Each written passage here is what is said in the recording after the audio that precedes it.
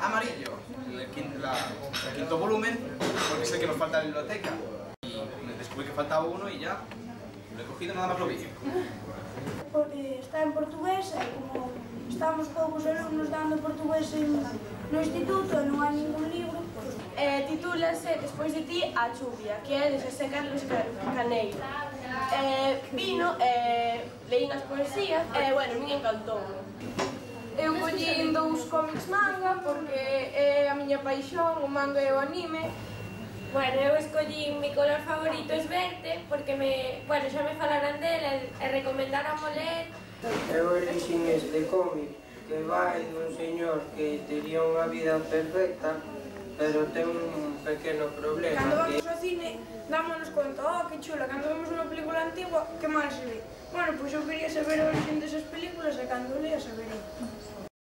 Bueno, eu escollín Bajo el azul tamén porque aparece aquí unha frase en baixo que pon non sabemos lo que somos hasta que nos ponemos a prueba. Temos unha colección de libros que son de Rick Jordan e tamén teñen relación cos libros de Percy Jackson, son as dúas coleccións que hai deles e gustaronme moito, entón eu elegín La acaricia de un beso e La mecánica del corazón porque gustanme os libros que tratan sobre amor e máis sobre aventuras. Bueno, eu escollín dous libros, un é Brújulas que buscan sorpresas perdidas porque é de xénero de misterio, é un dos xéneros que máis me gusta. Este que se titula La infancia de Jesús, que é de Coeche, que tamén foi premio Nobel e non li ninguna das súas obras, polo que teño curiosidade para ver como son. Eu elixen este libro, La ladrona de los libros, porque vin o trailer da película, pareceu que podía ser interesante, como non puiden ainda a oportunidade de vela, pensei en o libro.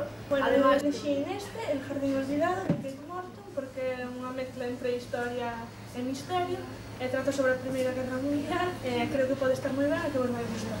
Eu collín Sangre e Resplandor, porque gostame moito a escritora Lady Taylor, e lín o primeiro, que... Venga.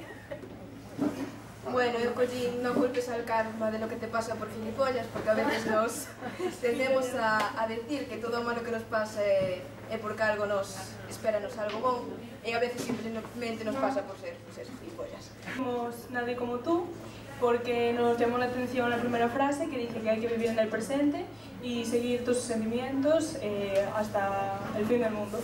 Despois, porque é unha novela que mezcla o romántico, policíaca, de aventuras, creo que nos vai a gustar a todos. Eu, en principio, seguía buscando libros de Rick Jordan, pero parece que non escribo suficientemente rápido porque me quedei sin libros del que ler.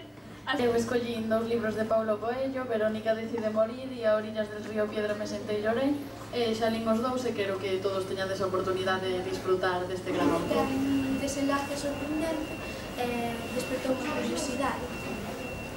Así todo.